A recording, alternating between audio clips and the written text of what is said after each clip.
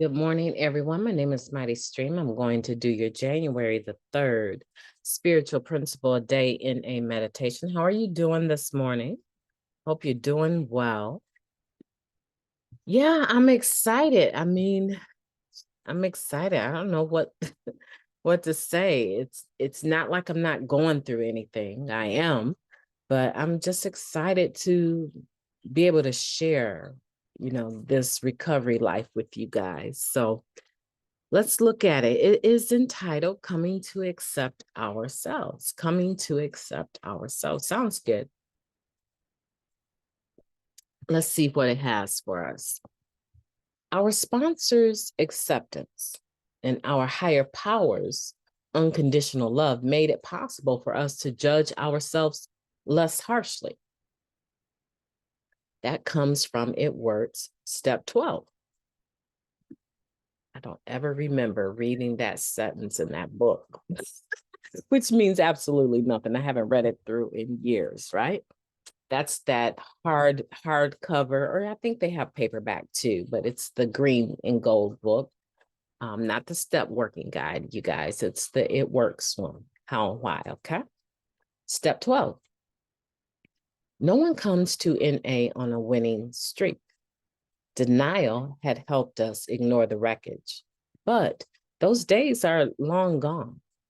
Our minds no longer reassure us.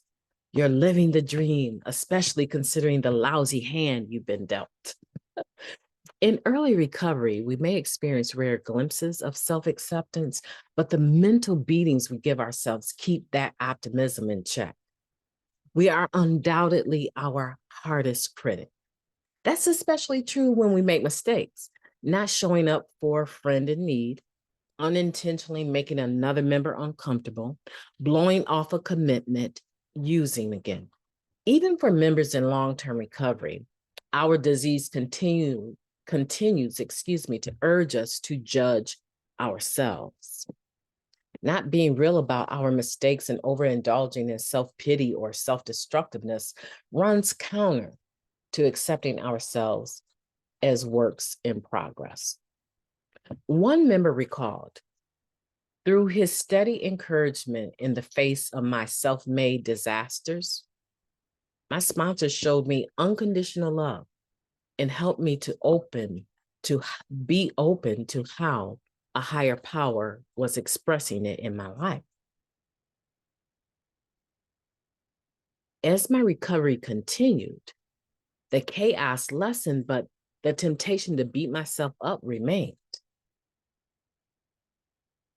Sharing the exact nature of my wrongs in step 5 and still being accepted unconditionally helped me unclench my fist a little quicker. Sponsors tell us the truth about ourselves. Inevitably, the truth is more loving, forgiving, and accepting than our version of things. Working the steps with our sponsor teaches us to find that truth for ourselves. Through the practice of prayer and meditation, we can check in with a higher power to guide us toward what is real about ourselves, our decisions, our mistakes, rather than relying on what our mind tells us. I'll resist the urge to beat myself up today. Instead, I'll pick up the phone and call my sponsor. I'll take a moment with my higher power and get real. How beautiful is that? I like that. Let's take a moment of silence, followed by the we version of the serenity prayer and the 3rd step prayer. Serenity prayer now, please. God, grant us the serenity to accept the things that we cannot change, the courage to change the things that we can, and the wisdom to know the difference. God, take my will in my life, guide me in my recovery, and show me how to live.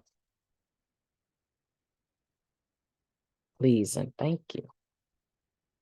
Yeah, that was a bit awkward, but it's okay. You know what I meant, right? Okay, let's get into this. Let's talk about coming to accept ourselves, because I think what happens is that old timers, this may not be true, So if you're old timer, don't get offended, but this is what I have seen. And this is kind of what I wrestle with on a day-to-day basis.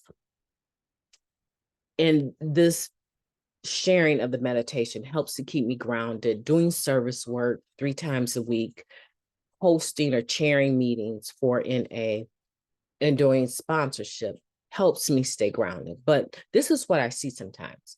Old timers have a tendency to be swept away with money, property, and prestige. Not only that, but in the Living Clean book, it talks about our health. We end up aging and recovering, having a number of health issues. And the book has not been written on how to deal with growing old, right? There's been some attempts, but it's hard to figure that piece out, right? We still have to grow old. We still have to face some serious decisions in recovery. And so I think sometimes what happens is that old timers, we come into the program and people see the things that we've attained. And a lot of times when I go to a meeting, I'm not really there to share. I'm there because I need to be in the atmosphere of recovery, right? I'm trying to keep that door open and still remember where I came from. I'm not necessarily there to share, right? And so what happens sometimes is that we're not talking about our first step. We're not talking about how we got clean and when we came into the program. And the newer people are thinking, yeah, well, I think I need to do what she did. I'm gonna go get me a college education, get a few degrees, and everything is gonna be blase, blase, right? No, no, that's not how it really is. We still wrestle with that self-negative talk. We still wrestle with, am I worthy? We still wrestle with self-esteem things. We still wrestle with how to communicate hard things to people that we love, that we sponsor, without them cussing us out. And we still wrestle with those things. It's not like, I don't know, man, there's probably some sponsors that get pleasure out of just being so cut and dry and blunt and don't care how they impact their sponsor. I'm sure there's those that are narcissists that don't care, right? But I'm not like that. And I believe the majority are not like that. And so we wrestle with phrasing things and how to put things, and it doesn't go away. And the newcomer doesn't see that struggle. They don't hear us talk about that. And so when they come up against the fact that they're clean and they're still dealing with depression, they're clean and they still have mental health issues, they're clean and they still have procrastination and don't know how to show up on the job on time, they're still getting fired from jobs because of how they display themselves, their behaviors on the job, they steal from the job and they wonder why they've been fired. Yeah, it's a process. It is a process, but we don't get to say, you know, I'm doing such a good job with what, the cards that I've been dealt, and it is like a work in progress, and I'll get to it when I get to it. No, we actually need to be doing the work and getting to it. I do. I do. You know how aggravated I get when I do my 10th step and realize, you still got hours on the clock. This person is still awake. You could still call and try to clean your mess up that you made with them today, You can make prompt amends here, or you can procrastinate and wait till you see them again and see how awkward the relationship has become because you decide to be very, blunt about what you needed to say to them. You still got time to make this right, or at least let them know that you hurt their feelings, and you'll work next time to try to say things a little bit more palatably, right?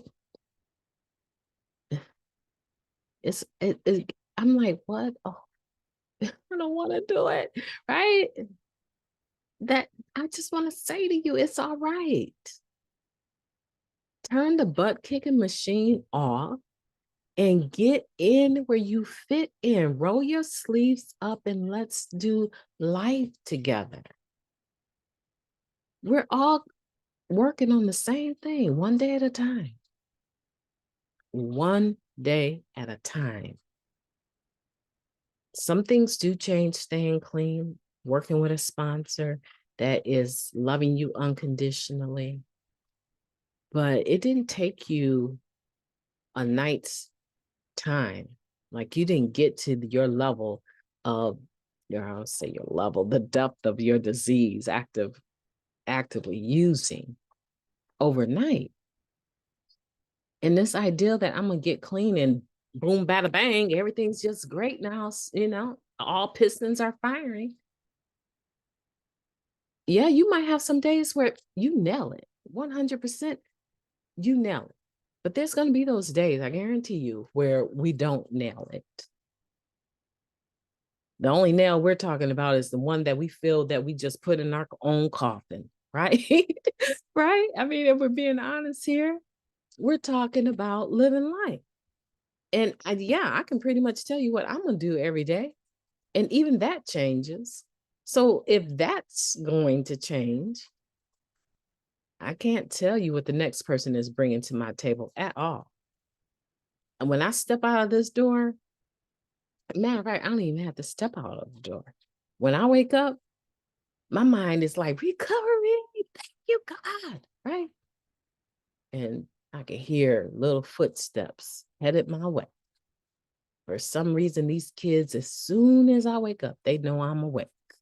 And they want to be in my arms. They want to hug. They want to sit down and have that morning coffee with me and talk about whatever is going on in their little hearts, right? So, I mean, I make plans, but I can't plan the results because I'm involved with other people, right? And what they're going to do, I can't tell you what they're going to do. But I can tell you, I'm going to try to react in a loving manner. And I don't do that all the time. Do you? Yeah. So coming to accept ourselves is about, oh man, this is so deep. Coming to accept ourselves is about being able to love ourselves as we are, but also to love ourselves enough to know that we're in the process of change constantly, and to make space and room for us to be able to do that without all of the harsh judgment self-judgment that we place on ourselves. Because when we do that, the moment I go into self-judgment, you should have did this, you could have done that, why'd you do that, right? Now you got to do this, right? The minute I go into that self-nagging, that automatic negative thought, the moment I get into that, I feel life energy leave me. And that's just not what we're trying to do. Not when we're talking about recovery. Our sponsor's acceptance and our higher power's unconditional love paves the way for me to join them on that journey of loving myself.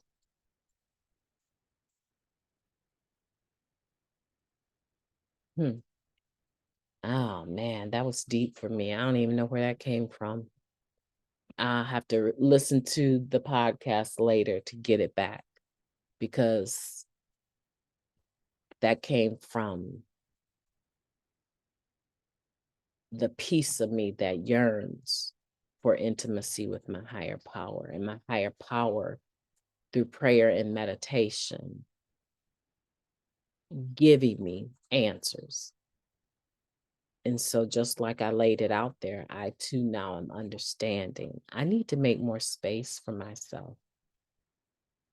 It's not just going to the chiropractor. It's not just getting massages. It's not just making sure my nails look nice, or it's not just the outward appearance and then the inside is foul.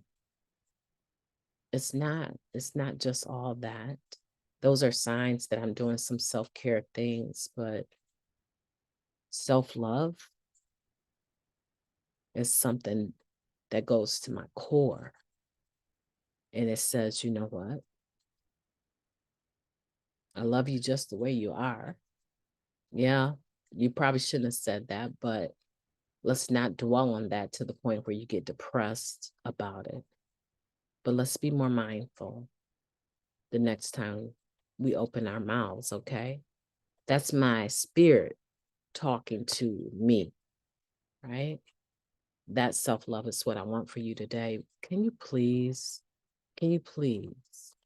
excuse the blips in here? Because I just don't feel that re-recording over a few blips is going to allow me to be organic in the next taping of this. So I'm not going to do that. Can you please just excuse that? And today, as I make room for myself, I want for you to make room for yourself. And I want for you to accept yourself. And I want for you, if you can, I love it when I say leave me some comments down below. But if you can really, today, if you're listening and in a position to leave a comment down below, give me 3 things. They don't have to be long-winded, or they can be. I don't care.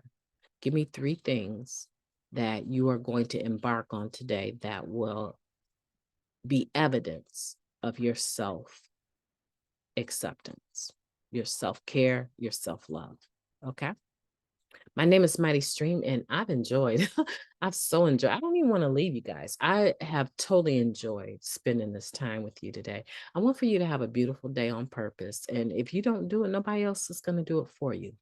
They might try to add to your day, but at the end of the day, having a beautiful day on purpose is intentional. It's a set mind that you have to have.